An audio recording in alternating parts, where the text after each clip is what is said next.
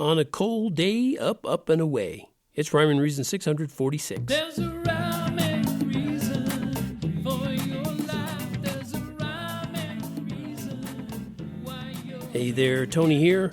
And today I don't have a point to make, and I don't have a bone to pick. I just have a story to tell. And it starts in 1938. It was a cold day in January, and this story took place in rural Oklahoma.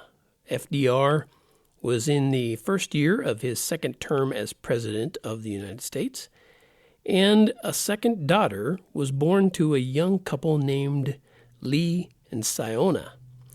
But it was also a time when America was still struggling to recover from the Great Depression, so when the little family was ready to travel, they piled into their sedan and headed west to California. That cold day in Oklahoma turned to West Coast warm.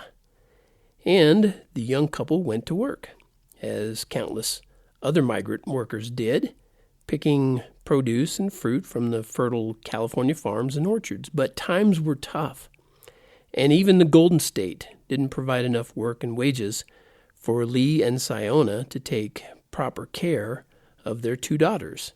So they sent Donette, the oldest, and Doris, who was 2 years younger, back to Oklahoma to stay with their maternal grandparents.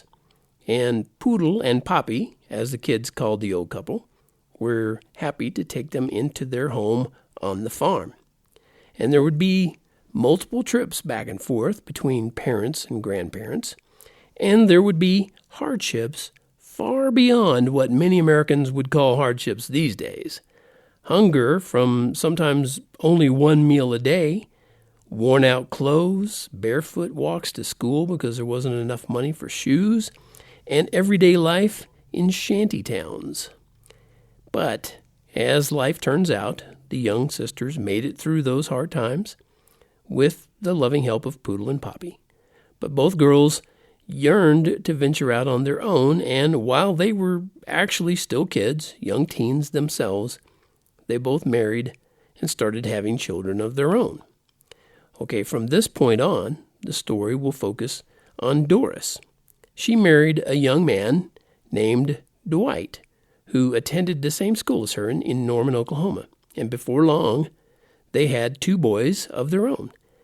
And they were the typical young couple, adding to the baby boomer population, but their own youthful inexperience proved too much of a hurdle, and they divorced after only 4 years.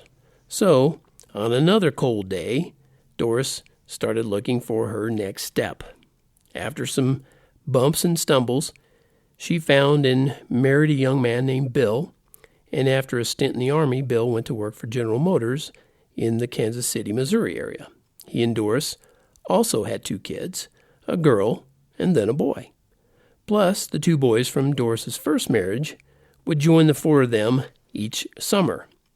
And that life went on for several years until the 2 older boys had graduated high school and left to start their own lives. Sadly, Bill and Doris began to drift apart till one day they also divorced. They worked out the details for the care of their 2 younger kids, and they went their separate ways. Once again, Doris faced a cold day on her own.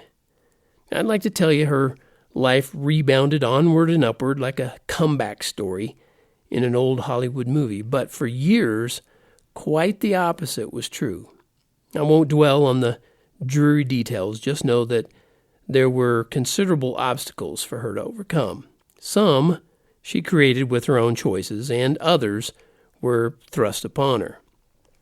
After a couple more seriously broken dreams, Doris trained for restaurant management, and she worked her way through Oklahoma, Arkansas, and Kansas, either as a manager or assistant manager for restaurants like Village Inn and Sambo's.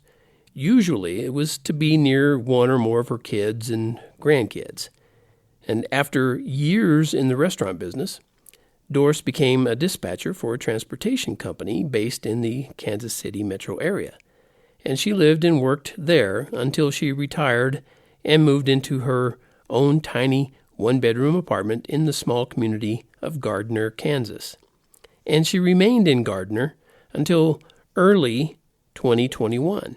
Her health declined for several years leading up to that time, and on a walk from her bedroom to the living room, she fell, injured her head, and required several stitches. She bounced back somewhat, but dealt with more frequent bouts of headaches and dizziness.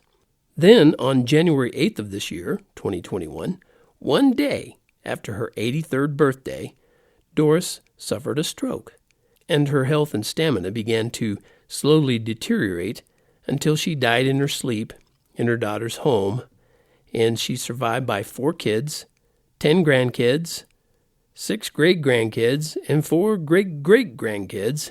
And I shared some of her story with you because she was my mom. She died on February 11th of this year. Dorsey, as she was affectionately called by family and friends, will be remembered as a mom, a meemaw, a great-grandma, sister, aunt, and friend who always finished her goodbyes with, "I love you." And we all love you too. Your gracious love shone through the darkest days like songs of praise to those you loved and knew. See you later, Mom. There's a rhyme